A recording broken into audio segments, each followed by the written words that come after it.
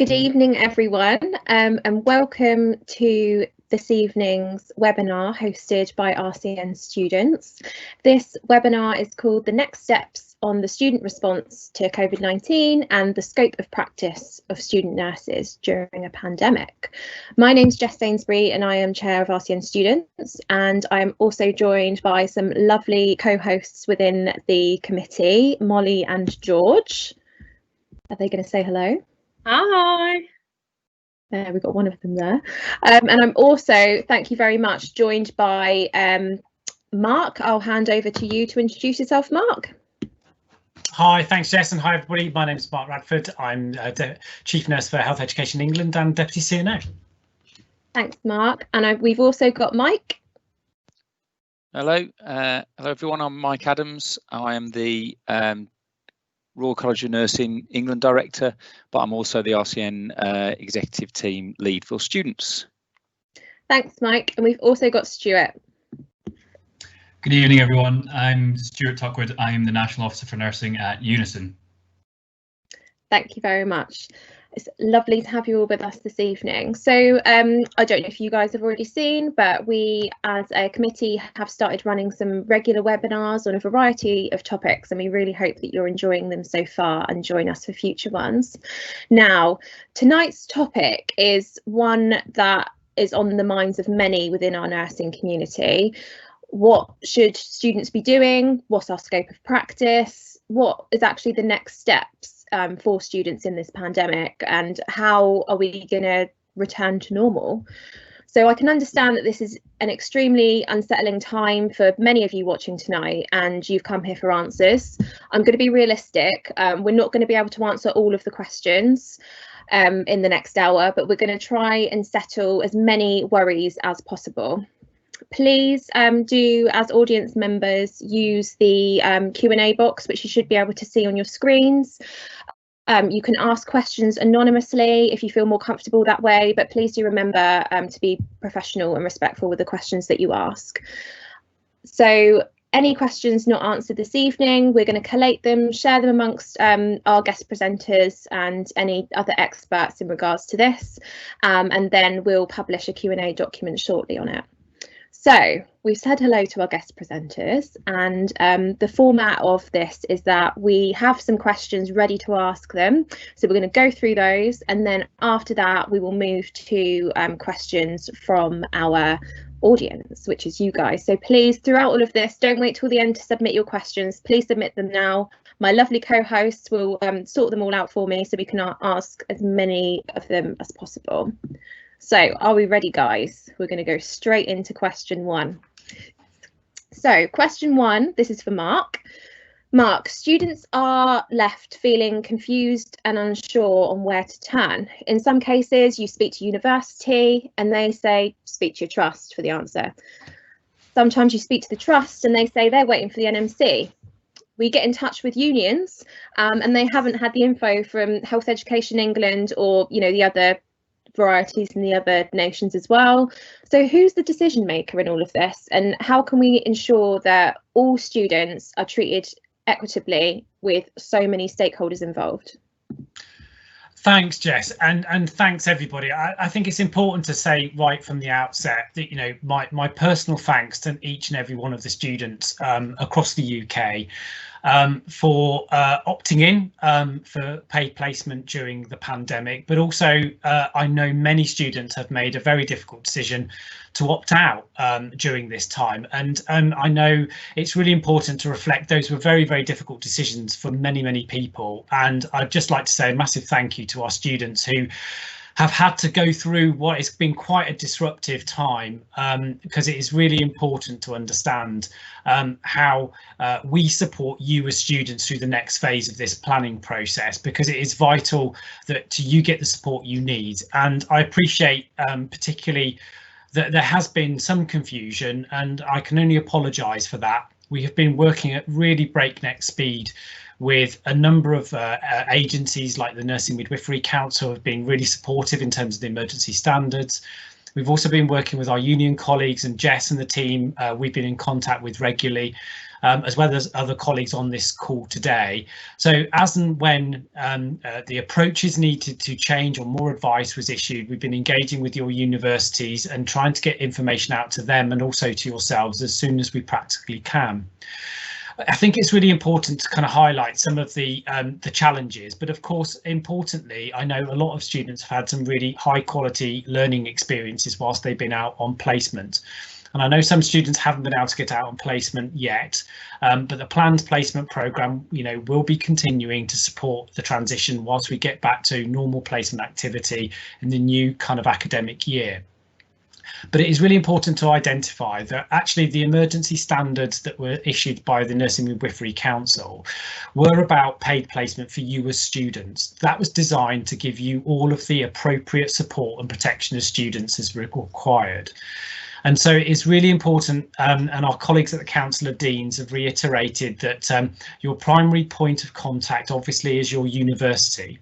But of course, on paid placement, where you've received a contract and are being supported in a provider organisation, it is important that to be first in contact with your university and your course tutors, because they still have importantly an important role in oversight of your training and support.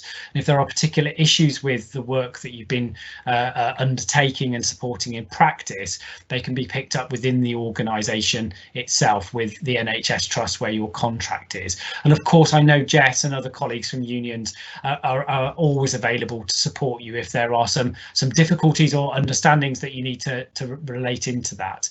And of course, we're always happy to support in terms of understanding if there are local difficulties with this, and very happy from a Health Education England perspective to step in and support trusts and universities to iron out any particular problems.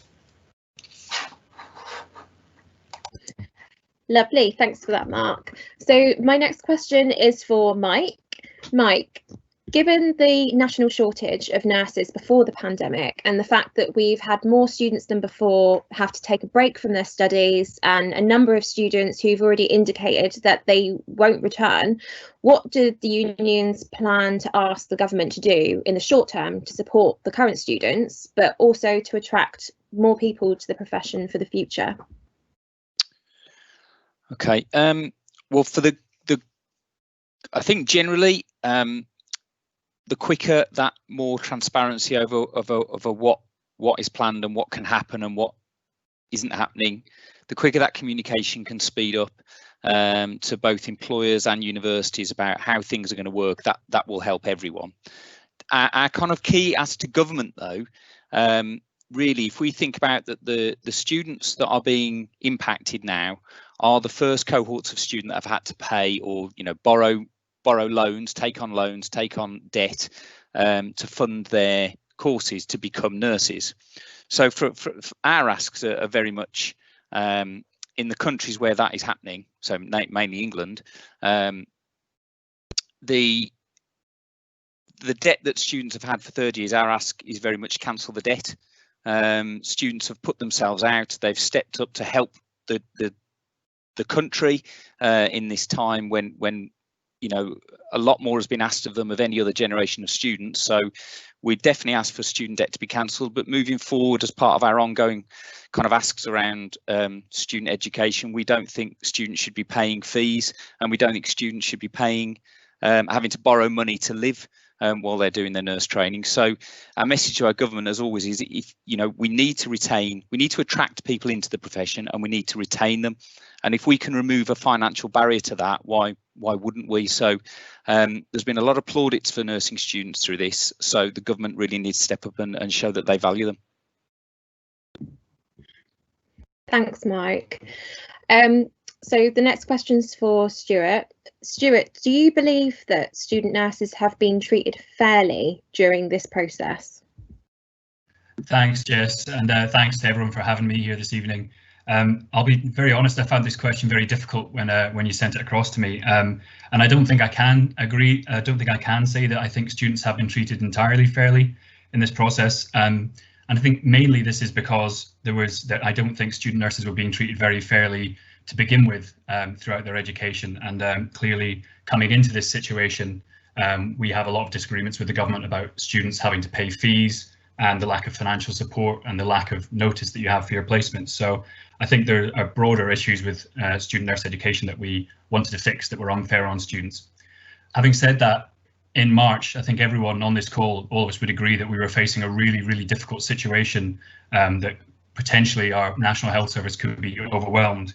And it was clear that we were going to have to make decisions that were going to be unfair on some to try and enable that response to coronavirus. And we came to at Unison, we surveyed our students. We did a brief survey to see what people's thoughts were, the students there, about how they wanted to take part in that response. And the overwhelming majority wanted to be enabled to help and take part in that response. So I think we really, after that, wanted to try and engage to make sure that what happened was as fair as possible. And I think the response of students has been amazing, and clearly many students have made really vital contributions that will have helped the health service through this time. But also we do need to understand that the situation has been really unfair on many students, and many have been made anxious and upset by everything that's happened. And so overall, in response, I don't think students have been treated entirely fairly.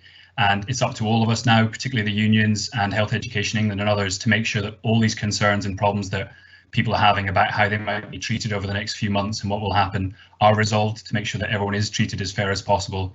And just to echo what Mike said, clearly it's very, very unfair that students in England have to continue paying tuition fees at a time when we're asking so much of them to come forward and help out the NHS. And I'm glad that Unison have worked with the Royal College of Nurses, the National Union for Students, and other unions to make it clear to the Health Secretary and the government that we want health tuition fees to be dropped for health students, because clearly that's not fair. Thank you. Thank you very much, Stuart. So Mark, we have been receiving differing reports from students out on placement. Some are being treated as healthcare support workers with little to no learning opportunities as students, others being told that they're more or less qualified and encouraged to do unsupervised meds rounds. And some are having a similar learning experience to what they're used to on normal placement. Can you clarify for us what the scope of practice is for students who are out now on these extended paid clinical placements, please? Of course. Thanks, Jess. And I think it's really important to say at the outset that student colleagues who are on paid placement are precisely that, which is a paid placement environment. They absolutely remain students within their scope of practice and also the course requirements they to do so. So one of the questions that I often get asked is about whether they are supported as band 3 or band 4s in practice. Well, that remuneration is associated with the terms and conditions that our union colleagues and others, we all agreed with was the right approach to take for students during the opt-in process. But of course, what that did importantly mean is that students were still students in practice, and therefore their scope of practice is designed around them being a student. So the reports we heard from some organisations where students were undertaking medicine rounds independently was extremely concerning and very worrying. We brought this up with our Nursing Midwifery Council colleagues after it was raised with us by yourselves, and we have been very, very clear with our trust organisations that this isn't really acceptable, and students must work within their scope of practice and not undertake supervised procedures like this. And I completely understand in some cases that students would like to work in a supervised capacity, learning and getting some of the skills and experience to do so. But it's really important that the registrant that supports them in practice understands their scope of practice as a student in that setting. And I think it's also important to highlight that whilst the remuneration package that we supported students with during the pandemic was designed around a national agreement by our union colleagues, it is really important to say that that didn't mean that those colleagues were stepping in to replace healthcare support workers, who are really important and valued members of the support team alongside nursing staff. But importantly, there were learning opportunities that the student nurses must and should be getting as part of their paid placement activity during COVID response. And again, I'm going to work with union colleagues and also the NMC and others, and as and when we hear experiences like this, we will actively deal with them within the organisations to make sure that students are appropriately supported. Lovely, thank you very much for that, Mark. Now, this last question that we've prepared is aimed at all of you. So don't worry, I'll take it in turn so you all get to have your say. But there are worries about a second peak or a second wave happening in months to come. What do you think we've learned from the student response to COVID-19, and will we act differently if a second wave happens? If I can go to Mike first, please. Okay, so without meaning to sound like I'm playing to the crowd, I think we have definitely learned that students are absolutely committed to caring for people and to their commitment to the nursing profession. If it ever was in question, it shouldn't be anymore, because the response has been absolutely fantastic. So we've certainly learned that about our students, if there was ever any doubt beforehand. I think I personally have learned a tremendous amount in every situation I've been in through this. You learn something as you go through, and I'm sure everyone can say that. I think we've absolutely learned the value of transparency of communication and information, and I think all the way through this there are different moments where probably we've all felt we're catching up with the questions that are being asked. So I think being able to get ahead of that a little bit in terms of how far ahead we're thinking in the questions us as a union should be asking, certainly I think we would take forward if this peak happened again. I think the other thing I've learned, or that I think we should learn from this as well, and I think the government should learn for this, is to listen to nursing experts around nursing issues, and to learn that announcing something or saying something in an afternoon briefing has a massive ripple effects that then hundreds of people have to chase and try and understand and I think some more clarity and responsibility around central messaging would be helpful going forward. But I think in terms of how individually people have responded, we've learned that we should trust students, and that the future of the profession is in very good hands. Thanks for that, Mike. I'll hand over to Stuart now. Thank you, Jess. Yeah, I'm sure everyone involved in this and all the students as well have learned a huge amount. And obviously we're all praying that we don't have to face a second peak that's anywhere near as severe as what we've been through already. Reflecting on it all, it's clear to me, the student nurses, everyone has made a brilliant contribution to helping the health service through this. And I really think we did what we had to do to enable students to help and take part in that response. But we have learned a lot about the enormous cost that has come with in terms of the disruption to students' education and all the anxiety and the feelings of guilt and difficulties that's caused to students. And we obviously never want to see the NHS being in such a position again that it has to rely on drafting in retired nurses and student nurses to help plug gaps. We want to see a health service that's strong and sustainable enough to do without that. And clearly we want to make sure that we never have to resort to such a measure again. We all, I'm sure here on this call, will agree that student nurse education is really, really important and really valued and needs to be protected as much as possible. And we all want to avoid disruption that will come to student nurse education. So I think we will hope to agree that facing any second peak, that we can do our best to absolutely maintain students' education as best as possible and avoid having to bring that disruption to it. And just to echo what Mike has said as well, I think the whole country has recognised the huge contribution that public service workers more generally have made in this response. And it won't have come to a surprise to anyone on this call, I'm sure, but to many people, hopefully they'll learn from this the huge value of what nurses bring to this country and the contribution that students have made. and that we can make sure that people are respectful of that contribution in future. Lovely, thank you very much, Stuart. And Mark, over to you. Thanks, Jess. Obviously, operationally on a day-to-day basis, myself and other senior leaders are discussing a lot of the issues around our current performance as a health and social care service in relation to support of our nation's health, which has been through a really very tough time with such significant loss of life. And we are all focused on identifying the data, the evidence and the planning process, particularly focused on two main issues. One is the issue potentially of a second peak of COVID towards the latter part of this year. But of course, we also understand that a lot of people didn't access a lot of NHS services during the COVID peak during April and May. So there's a lot of work of patients who need access to treatment, elective care and surgery, as well as also importantly issues around COVID second peak later potentially this year.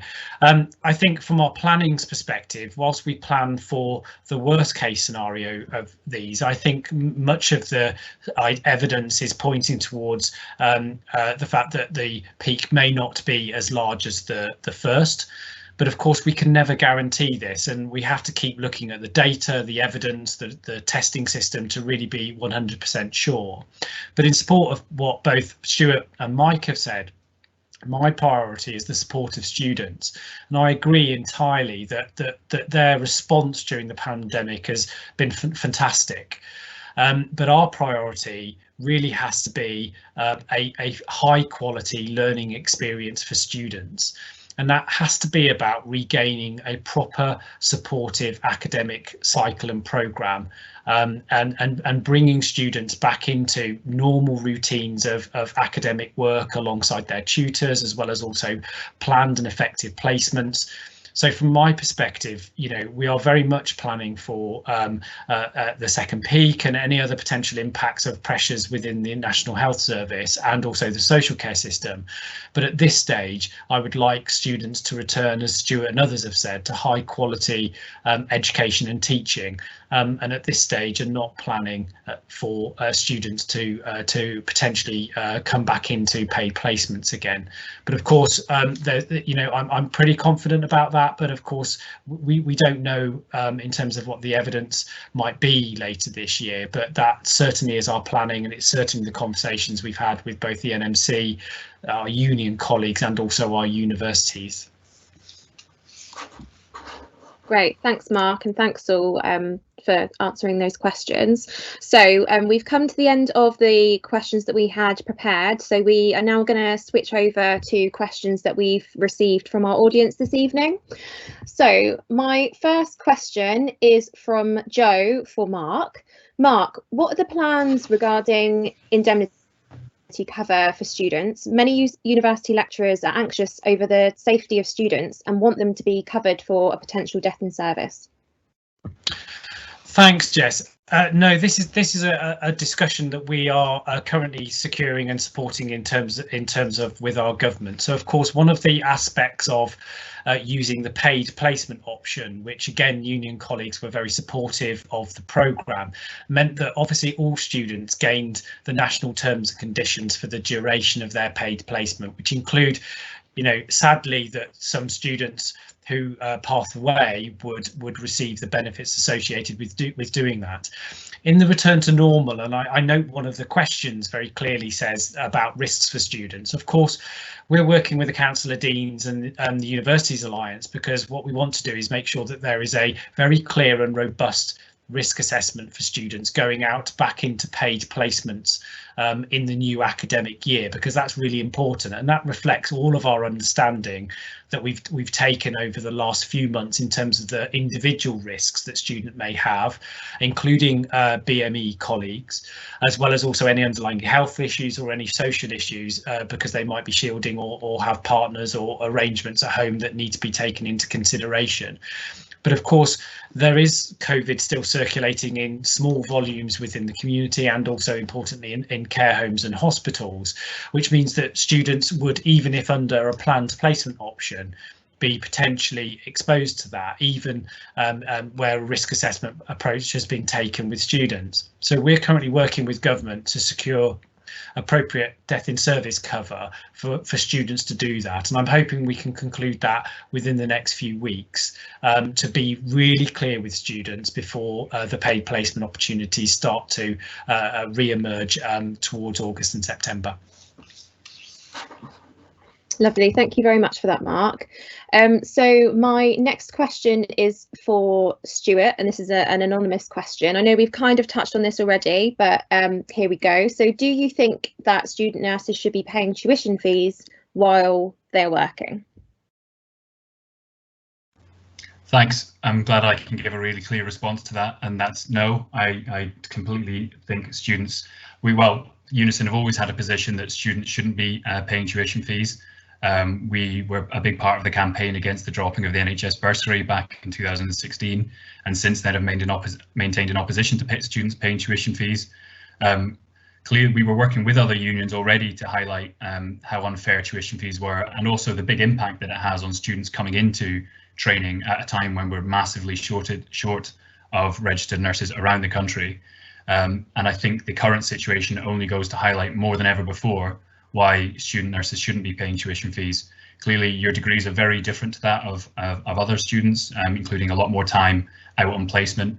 And we've always known in unions that students out on placement are always making an actual contribution towards patient care and helping out their colleagues, regardless of whether you have supernumerary status or not. And so we've always thought that students should not be paying tuition fees and be given proper financial support. But the loss of the supernumerary status and the fact that students have been asked to come in to plug gaps during this crisis has shown more clearly than ever why that's the case. And we've been working with the Royal College of Nurses and other unions to highlight that to government. And we are taking forward that work to make sure that we are lobbying to try and get something done on that for you. Fantastic, thank you very much, Stuart. So, Mike, this is another anonymous question, but one for you.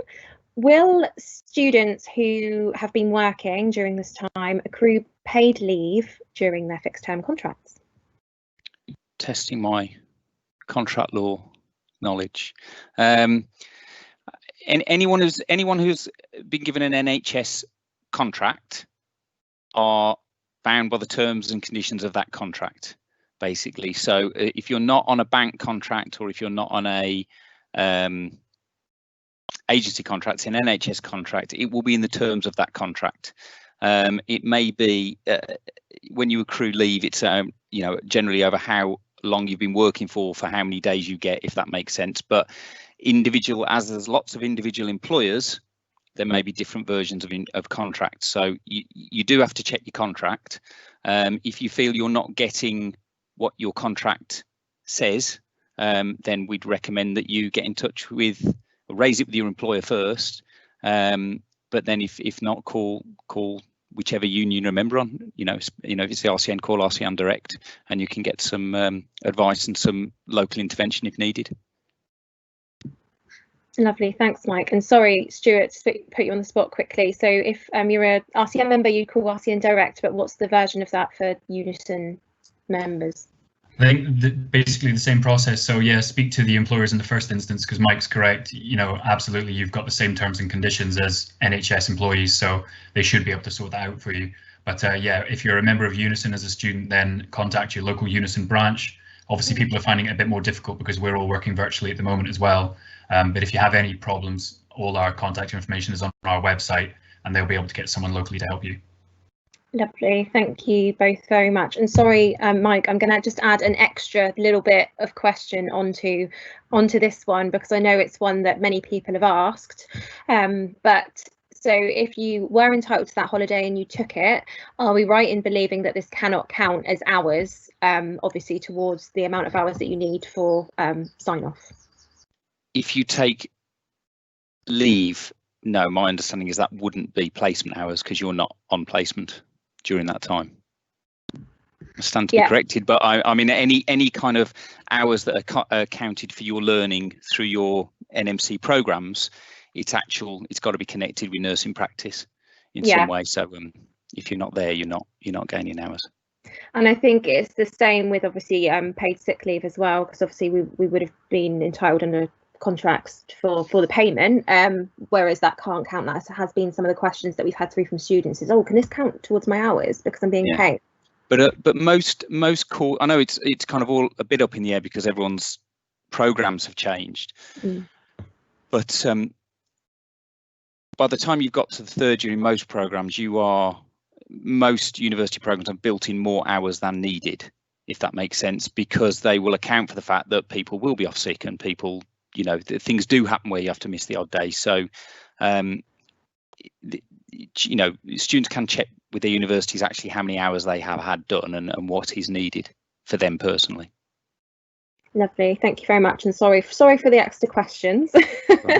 So, Mark, this is one for you, and this is an anonymous question. What support is being made available across the 4 countries for students who have not been able to opt in or have been shielding? Thanks, Jess. That's it's a really important question because we've had across all of the 4 nations a number of students for very obvious reasons who haven't been able to gain practice hours during this time. Now, it does depend on your course, and it does depend upon, as Mike said, how many hours have been accrued to date in terms of their practice. Now, some universities have been able to use other really helpful and flexible adjustments to their course programme to move some of their practice hours into either simulation capability, or what they've been able to do is do a number of online opportunities to be able to do that.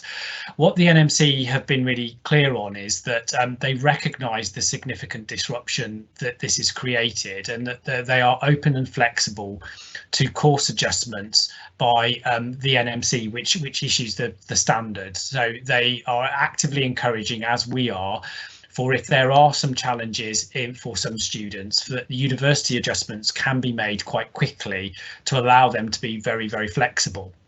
Now, for those third year students, obviously it depends on how many hours potentially they have to make up towards the latter part of their programme if they've shielded. And of course, we're going to need to work individually at the university level with that student to figure out what is the right approach for them to gain those hours in placement or some other opportunity to do so. But of course, that is going to be an individual student and individual university position to do. The NMC have also said for second year students, of course, we know we've got 2 groups in there. We've got our February cohorts and we've got other September cohorts. There's a great deal of flexibility, as Mike said, to adjust the hours during the programme, because there's often a lot of headroom built into first, second and third year parts of the programme. So what we're aiming to do is we very much want to support students through the summer through risk assessed planned placements if possible, and obviously continuation of paid placements where appropriate, to allow students to accrue hours. They don't necessarily take too much of a backlog into the year 3.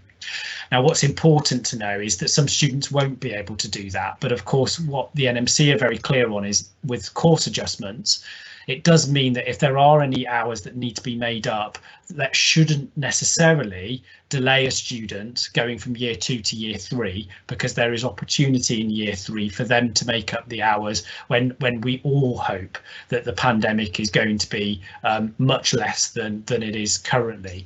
And of course, some of our first year students may not have had any practice hours at all over the last year, because of course some students didn't go out onto placement until January, February. Some were removed from placement, I know, in the early part of the pandemic. And of course, the national agreement to support students in the first year to go to a fully online degree means that those students are going to need to get placement hours both opt-in, sorry, not opt-in, they couldn't opt in, but certainly those who stepped out. So again, we're going to need to think about how we introduce those colleagues into clinical practice during the next few months as well. So I think there is lots of opportunities, the short answer. There is a great deal of flexibility from the regulator, and the individual student will be focused on to make sure that their learning plan accurately reflects the opportunities that they need to get to make sure that they can either complete on time or any small time over, or that they can progress from different years into the next. Lovely, thanks very much, Mark. Stuart, now one for you, and Mike, you might want to come in on this afterwards as well. But Stuart, do you think it's fair that students will no longer be paid but may still be on placement during COVID-19? Will it be the case that second years will be on placement unpaid in August while working alongside third year students being paid? What are your thoughts on this? Thanks for that, Jess. Clearly, this is a difficult question, and we're trying to work out all of these issues with those in the system at the moment. Essentially, the reassurances that we've had from Mark and people within the system are that students who are going out on placements currently, who are planned on paid placements, who are already on paid placements, the funding will remain so that they can complete those placements and get to the end of them. As Mark said earlier on, we really want to try and return students' placements back to normal as soon as possible and to restore your supernumerary process. But I think it is really important that students who've gone out there already and who have opted into a placement and have been given a contract are supported and honoured to make sure that they can get to the end of that placement that they've already taken up. So I appreciate this has really blown up in the last couple of days, and a lot of people are really concerned and anxious about what's going to happen. We had commitments from the chief nursing officers back at the beginning of all of this in each country that no student would be disadvantaged by this process and would suffer a detriment because of it. And so we're going to try and keep working hard to make sure that everyone who is planned to go out and who is on a paid placement already is supported right until the end of that process. And so all I can say is that at the moment, I appreciate lots of people are concerned about what the plans mean, but please give your unions time to figure out all those difficulties and resolve those for you. And clearly it's a really complex situation with people in different cohorts and lots of different places, but I really hope that we can have that information and the exact answers to you soon. But I think Mark might want to fill in a bit more about where they've got to on that at the moment. Yeah, thanks, Stuart. I just want to reinforce what Stuart said, is that we absolutely are fundamentally focused on students and their learning needs and the issue around detriment. We recognise how disrupted course programmes are, and also those students who have able to be opted in, but also importantly those students who have opted out. So we're very, very clear, and I know Stuart has rightly pointed out there is a lot of confusion. There is lots of complexity in different course programmes and when people have gone out into placement and haven't. And we're going to be working with our union colleagues to issue some really detailed, frequently asked questions that go into the granular nature of exactly what this means for individual cohorts and individual circumstances. We can just be really clear on the advice we're giving to both universities and to students. But in broad principles, as Stuart has rightly pointed out, we need to return to supernumerary placements because that's the right and appropriate thing to do for students to get a normal educational and academic and placement based experience. But importantly, obviously second and third years do have hours to make up, and we are working with universities to ensure those students go out onto paid placements before the end of July to make sure that they can get appropriate support and contracts in place. Those students who progress beyond that date, we will continue to support and pay. And importantly, as Stuart's rightly pointed out, we're working through at individual trust level to make sure that those contracts that those colleagues have signed are honoured in a way that ensures that they can continue to be paid during August, to make sure that they either then step into their new academic year or that they then are able to register fully on the Nursing Midwifery website. But of course, one of the things we've been really clear on is to make sure that we get students out as early as possible. We realise there are a number of students who haven't been able to get out into placement, and we're doing a very, very detailed piece of work at the moment to ensure that we can map exactly those students to get paid placements out in time and make sure they have appropriate contracts. and ensure that they can accrue their hours through the summer. But of course, I think, as one of the questions rightly points out, a number of students already will have achieved all of their hours and academic assessments. And our desire is absolutely, with the NMC support, is those students, once they've been signed off by their university, can step into a fully registered position. They don't need to wait till September for that to occur. The university can upload their details before then. Of course, I've spoken to a number of Director of Nursing who have already given a clear commitment to students for employment as registered nurses after their management placement. And in many circumstances, they are placed on registered nurse contracts whilst they await for their PIN number. And as soon as their PIN number arrives, they are then able to be paid as a band 5. So we're working through the arrangements, as Stuart said, with the absolute detail to make sure that no student is detrimented and make sure that they continue to be paid to accrue their hours. And we try and dovetail that as close as possible to either their employment or the fact that they will be returning back into university. But there will be some small circumstances where those contracts will run over, and we will continue to support the paid placement options in those cases where they're materially important to the student's progression. It's Mikey. I'd just add, I think, I mean, totally agree with Stuart's points, and we'd echo that approach definitely. But I think what is key here is, you asked me earlier about what our message to government is, and absolutely, government needs to be behind this plan, and they need to be absolutely reassuring our employers now that this extended money is available, because at the moment it's going to be really challenging for employers, NHS trusts, to be agreeing to placement provision when they haven't got the evidence that the money is following the students. So I know, Mark is obviously getting reassurance from the government to make sure this funding is placed. But I think at the moment the challenge is whilst this is end of July, six weeks away, it sounds a long time, but the planning for placements is done, 6, 12, 18 months ahead. Such is the complexity of running these programs. So the government does need to really support this, and not think it's all kind of fixed and we've said well done to students. There's still a lot of work to be done to make sure that things run smoothly to get to this kind of transition back to as normal as we can get to. Great, thanks everyone, and thanks for hopping in as well. It's great to hear all of your thoughts. So Mark, this is an anonymous question. Will the final year students who opted out of the extended placement qualify late? So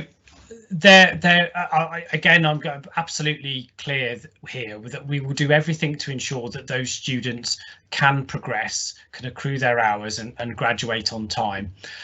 Every year there is a small cohort of students who aren't able to qualify at the same time as their cohort. We are currently working with all the universities to understand at individual student level the level of risk there is in relation to some students who won't necessarily have completed their academic assessments nor their placement hours. So we can ensure that there is an appropriate plan put into place if they need to extend into a further semester. Again, being really open and honest about these challenges, there will be a cohort of students who may not qualify on time because of the disruption to the programme, or they've had to opt out for a very legitimate reason, or they've got some academic work to be signed off.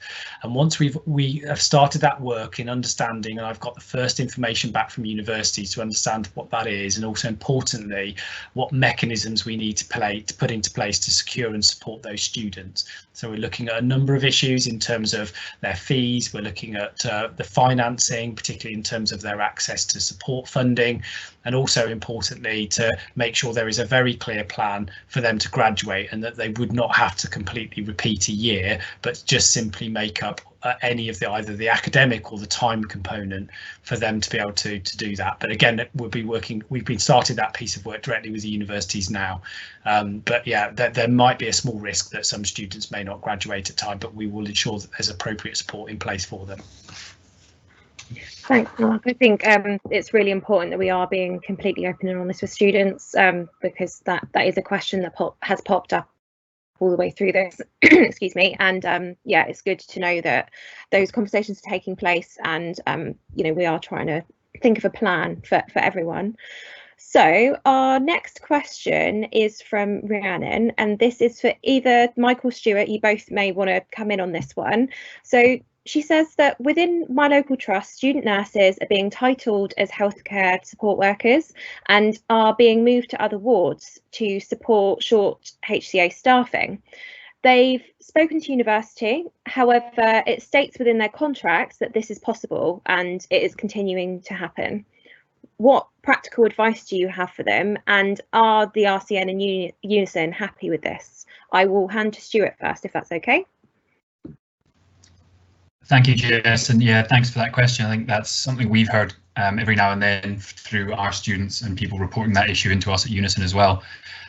Clearly that isn't right. I think, as Mark said earlier on, it's really important to remember that students are students, and you've been asked to contribute and help the NHS get through this period if you can, and to use your skills to help contribute towards patient care at this really difficult time. But we've been saying throughout to all of our students and to our organisers and branches that you remain as students despite the fact that you're being paid, and you're there to learn, and you should still be getting access to decent learning opportunities and be supported and given the right time to learn. I think we're advising our students to have a level of flexibility to be able to help their service, and I think in reality that's what most students do, and I'm sure everyone on this call would do that. If you were being asked every now and then to pop to another ward for a little while to help out with some turns or to go and do some tasks and things, then I'm sure most students wouldn't mind, as long as that's a kind of one-off and it's more of an exception.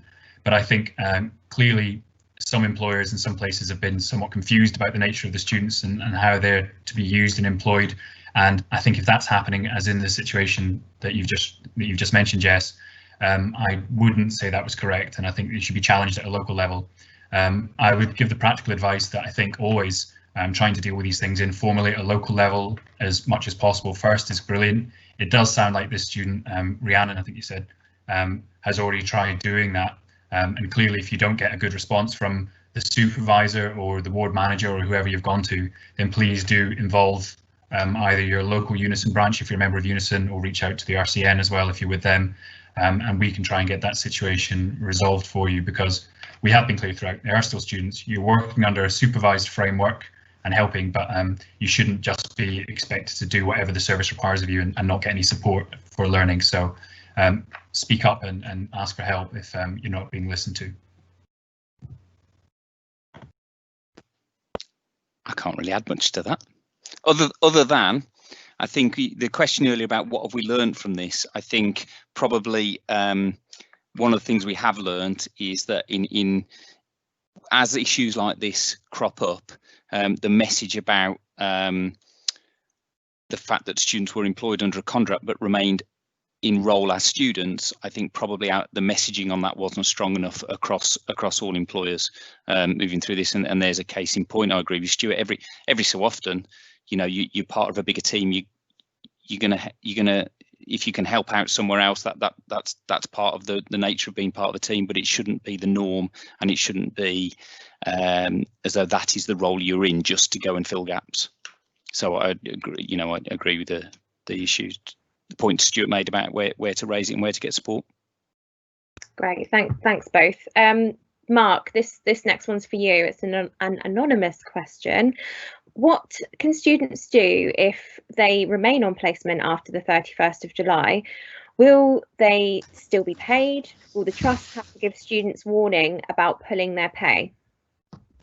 So it's a really helpful question, and I know it's one that's been concerning a lot of people. So obviously with each course and when students went out onto placement, when they're starting their placement, are all very different. So it's important to recognise that each individual university and trust have agreed with the individual student.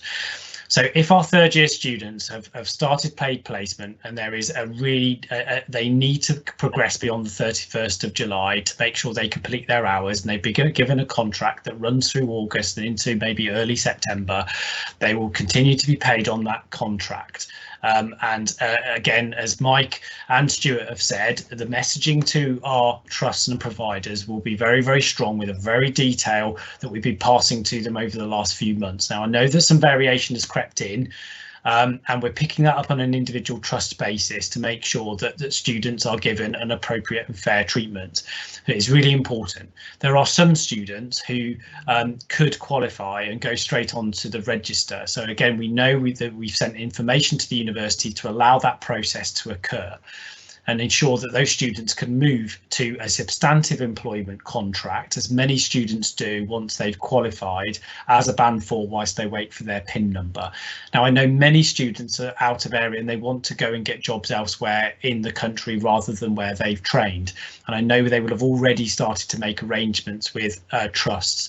So again, those processes must continue. So if students wish to apply for jobs and they've already started that process with their university, that can happen. And of course, the same for our second year students. We're very, very clear that they also need to make up their hours. So whilst we are recognising that we need to reintroduce non-paid placements, so particularly for some of our first years towards the end of summer, i.e. August, we are very, very clear that those students who start on contract before the 31st of July and progress through August will continue to be paid, and we will kind of support and honour their contract. We're very, very clear that some students may progress their contract into early part of September and will continue to support their contract.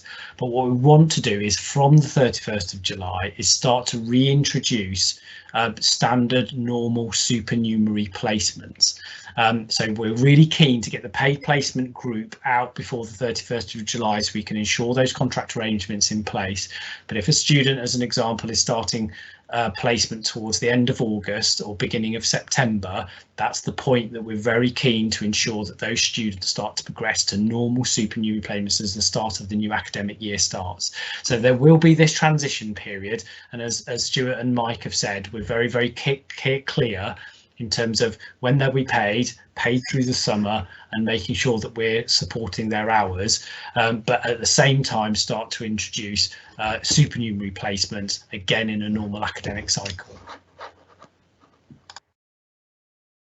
I think Mike wants to come in. Well, it's just I know that I'm sure there are lots of students watching this going, but I'm a spring intake.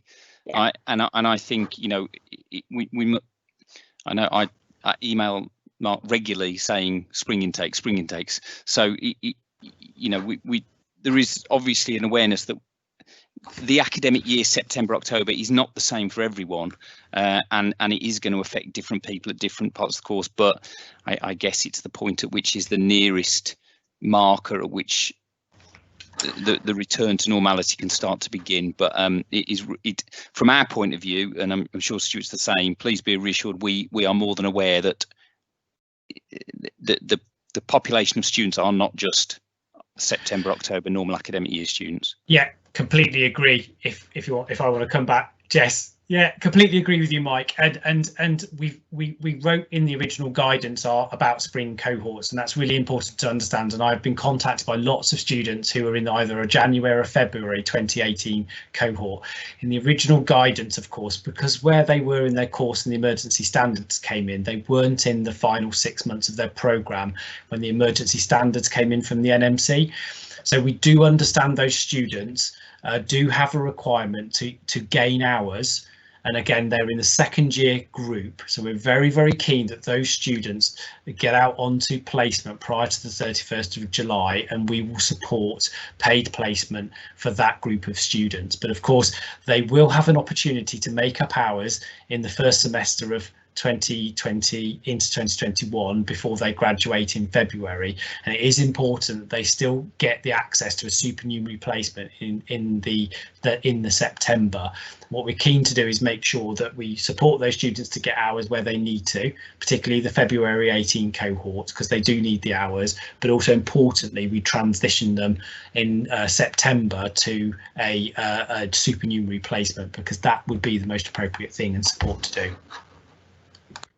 Lovely, thank you everyone for that. And just to add my bit on that as well, because I just wanted anyone watching this to know that we are seeing all your comments saying, what about me, what about my cohort, and it's not just, you know, September cohorts or spring intake cohorts. We have a lot of condensed programs as well, which are over and done within 2 years, so a lot of those students are saying, what about us? But I'm also going to fly the dual field flag here as well, and there are 4-year courses, and we have a number of 3rd-year dual field students saying, oh, well, where do we stand in this? So I think it is really important going forward that when these announcements come out, it's clear if you're in this part of your programme, this is the deal for you. And I know obviously we're going to be moving back to whatever normal is as soon as possible, but I think in our communications we just need to be a bit more aware of the, you know, the terminology and the wording that we're using. I've slipped up on it myself as well. In some announcements when I'm talking about bandings and stuff like that, so I'm just making that conscious effort now to think about all of the different people that are going to be reading these comms from us. I'm really conscious of time, guys. I can't believe how quickly it's gone. We are getting so many questions in, and as I said at the beginning of this, we'll collate them all and we'll send them around, and we'll get some kind of Q&A document published. So hopefully we have as many answers for as many people as possible. But before we say goodnight, I just thought it would be a good opportunity to go around each of you, and if you wanted to say any final comments, any advice to not only students, but, you know, the practice partners that are supporting students out in practice, the academics that are supporting students with their theory or just generally as well. So I will, sorry to put you on the spot here, I'm going to go to Stuart first.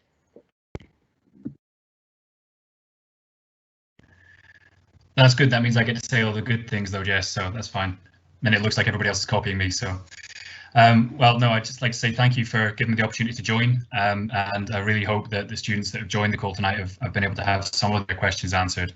And please be assured that we're not forgetting about students with their other questions and in different situations and all the complexities that you've got, and we are in our various unions, and I'm sure Mark and everyone else in the system as well are working really hard to try and resolve them for you.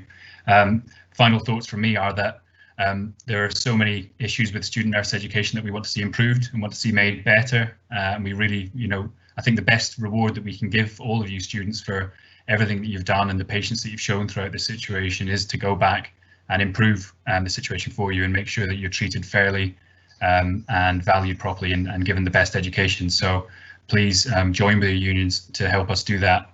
And all the best, and hope everything else goes well over the rest of the summer.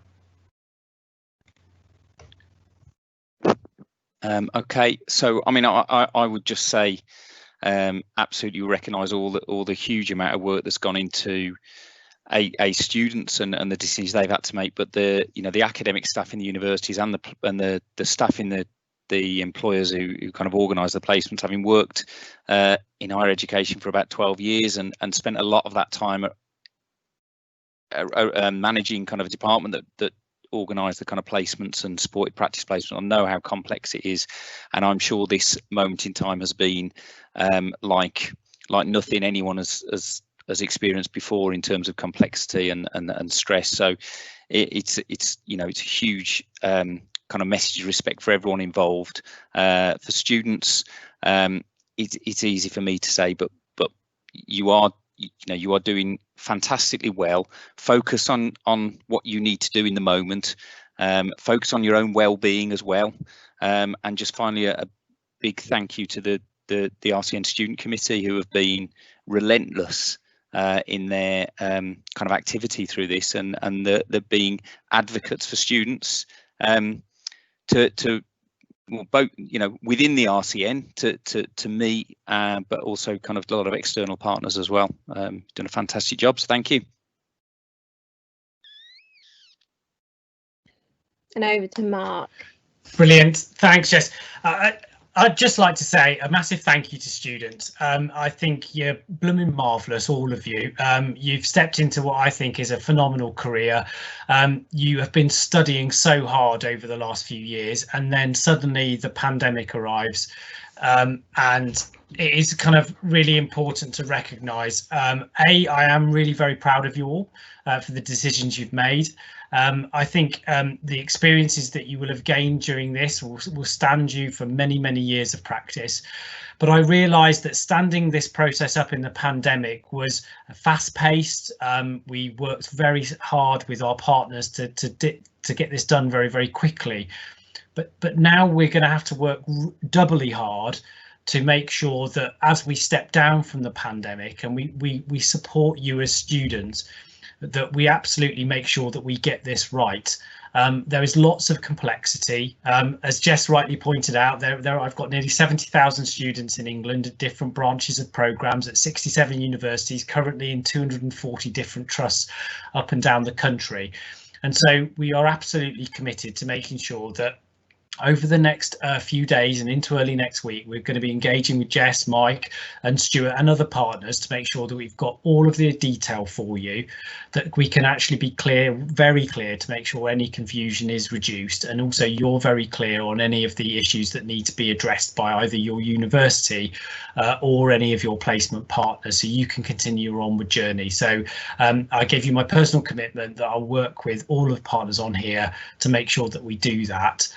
Recognising that getting clear information out over the next week or so is going to be really quite critical to make sure students feel supported, understand what's happening, and making sure that the commitments that we gave are supported into their careers. Lovely. Thank you very much, everyone, for those closing comments. So right on time, guys. It's 9 o'clock. So we've got through quite a bit this evening, but I know there are many, many more questions that will fall out from this. But just to echo what Mark said, we will continue to advocate for students. There are obviously other student leaders that are bringing this voice to the table as well, and it's important to acknowledge them and the hard work that they've been doing on top of their studies as well. So for this evening, I'd like to thank my lovely co-hosts, Molly and George, for all of their help in the background. They've been fielding all the questions. They've been generally absolutely fabulous. So thank you, guys. I'd like to thank my lovely guest presenters for agreeing to come on. I know we were all, I think it's fair to say, a bit nervous beforehand, because obviously everyone wants to know the answers to these questions at the moment. Thank you very much to the AB team in the background. Thank you guys so much for making this happen for us. And most importantly, thank you very much to everyone for watching at home and taking time out of your evening to listen to what we have to say. Now, these recordings of the webinars will be uploaded to the RCN's YouTube channel. RCN students are shortly to have our own little section on it where these will be made available to you. So we will pop an announcement out on our social media channels once that's live. So please do share these videos, because we want them to get to as many students, as many academics, as many practice partners as possible, so we can get the messages out there. As I've said previously, the questions that we didn't get to answer this evening, we will send those round and we'll try and get something published as soon as possible.